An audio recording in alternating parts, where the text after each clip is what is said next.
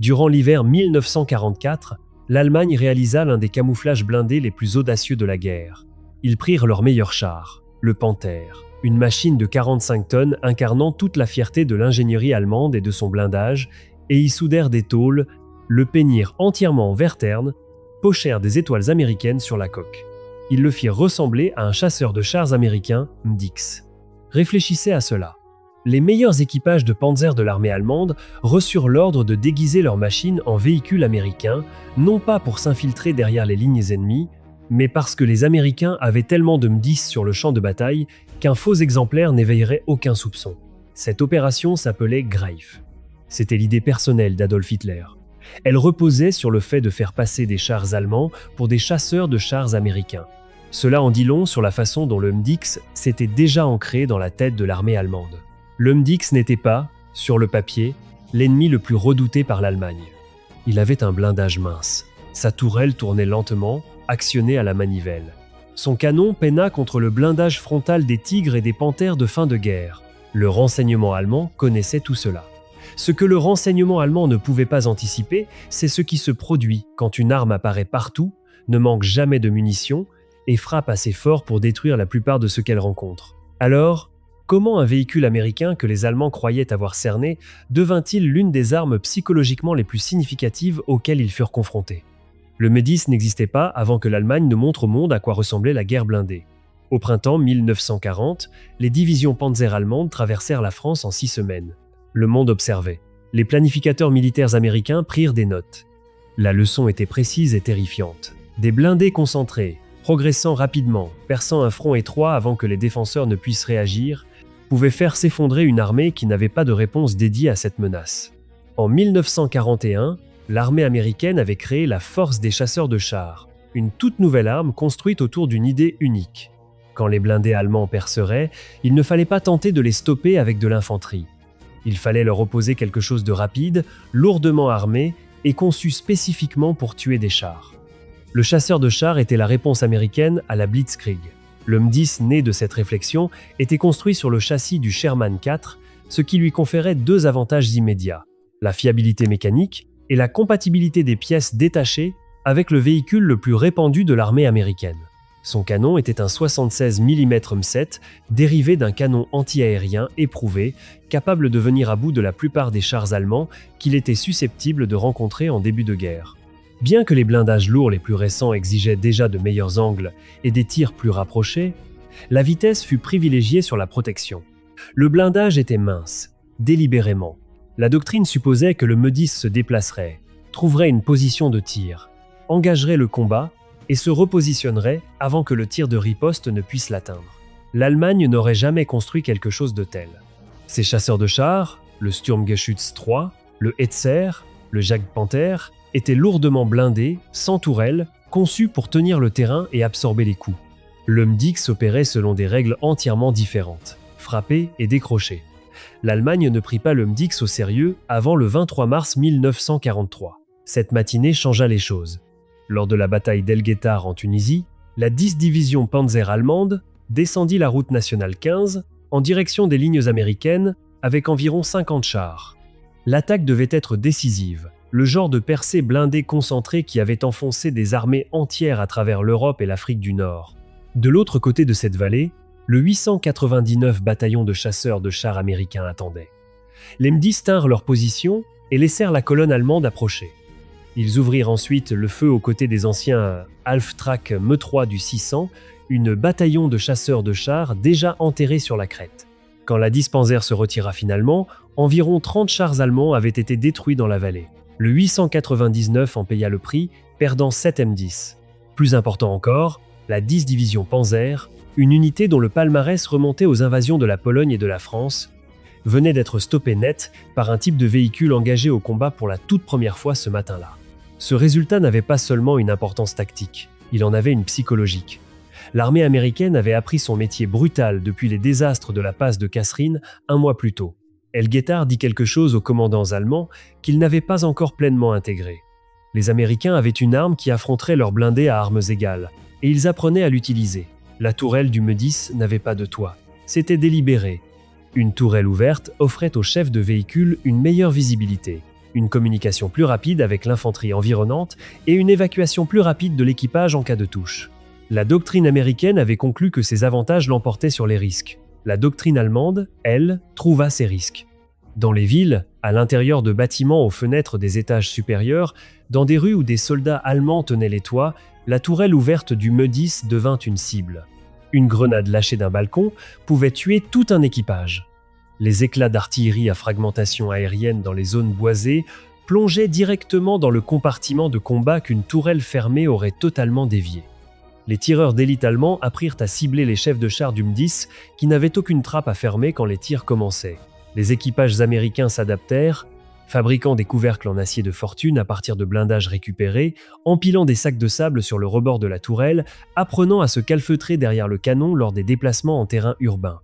Mais c'étaient des palliatifs pour une exposition fondamentale. Les photographies de la campagne européenne montrent des Me-10 avec des toits improvisés, soudés par leurs propres équipages, témoignant du coup qu'avait entraîné l'exploitation allemande de cette vulnérabilité. La tourelle à manivelle ajoutait une autre complication. Faire pivoter la tourelle du Me-10 sur 360 degrés prenait environ 80 secondes dans des conditions idéales, et plus longtemps en pratique quand la fatigue, la pente ou le poids du canon jouaient contre la manivelle. En terrain découvert face à un adversaire blindé approchant d'une direction prévisible, c'était gérable. Lors d'une embuscade rapprochée, cela pouvait être fatal.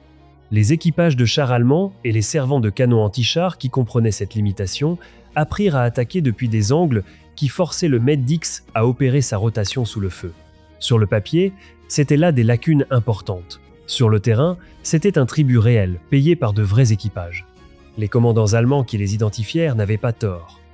Au moment où les forces alliées débarquèrent en Normandie en juin 1944, le développement blindé allemand avait évolué. Le Panthère et le Tigre constituaient désormais la colonne vertébrale de la puissance blindée allemande en France. Et contre leur blindage frontal, le canon de 76 mm du Me-10 posait problème. Dans un engagement frontal à longue portée, le Me-10 ne pouvait pas pénétrer de façon fiable la plaque glacis d'un Panthère. Les équipages de blindés allemands le savaient. Cela forgeait leur confiance et leur positionnement tactique dans les combats à travers les haies et les villes normandes de cet été-là. Ce que ces équipages découvrirent, c'est que la guerre en France ne se menait pas à longue portée. Le 10 juillet 1944, la division Panzerlehr, l'une des formations blindées d'élite de l'armée allemande équipée de Panthères, lança une contre-attaque près de Lebicy en Normandie. Le 899 bataillon de chasseurs de chars, la même unité qui avait combattu à Elguetar 16 mois plus tôt, opérait dans le secteur. En 2 jours de combat à des portées souvent inférieures à 200 mètres, le 899 détruisit 12 Panthères, un Panzer IV et un Sturmgeschütz III. 12 Panthères à courte distance, avec un canon que la doctrine allemande disait incapable de les détruire. Le redoutable blindage frontal du Panthère n'était d'aucun réconfort quand les Me-10 débordaient, manœuvraient et tiraient depuis des positions où la lourde plaque avant du Panthère regardait ailleurs. La mobilité du Me-10, cette même mobilité que les ingénieurs allemands considéraient comme une faiblesse par rapport à leurs chasseurs de chars plus lourds, était précisément ce qui le rendait mortel dans le terrain de Normandie. Un véhicule capable de se repositionner rapidement, dont les membres d'équipage pouvaient communiquer depuis une tourelle ouverte, qu'un commandant de division pouvait envoyer n'importe où selon les exigences de la situation, n'était pas facile à intégrer dans la planification défensive. Les équipages de chars allemands en France commencèrent à couvrir leurs flancs avec plus de soin. Leurs comptes rendus de la période décrivent les chasseurs de chars américains comme une menace persistante et difficile à contrer, précisément parce qu'ils ne combattaient pas à la façon des blindés allemands. Ils ne tenaient pas le terrain, ils se déplaçaient, tiraient, disparaissaient et réapparaissaient ailleurs.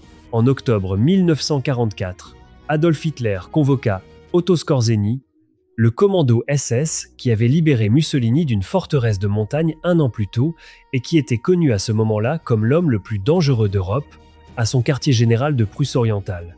Hitler avait une nouvelle mission. L'Allemagne planifiait sa dernière grande offensive à l'ouest à travers la forêt des Ardennes.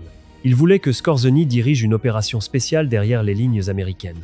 Le plan s'appelait Opération Greffe. Pour le réaliser, Skorzeny avait besoin de véhicules américains, d'uniformes américains et d'armes américaines. Se procurer des chars s'avéra presque impossible. Les Sherman capturés étaient rares et peu fiables. Alors l'Allemagne improvisa. 5 Panthères OSEF G furent amenés dans un atelier, leurs coupoles de commandant furent retirées.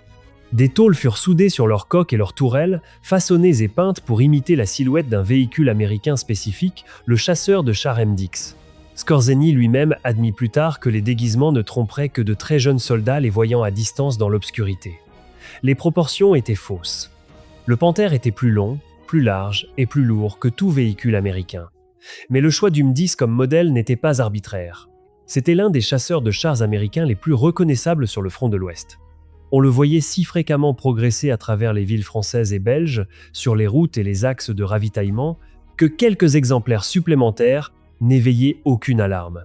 Les 5 M10 contrefaits furent finalement tous détruits.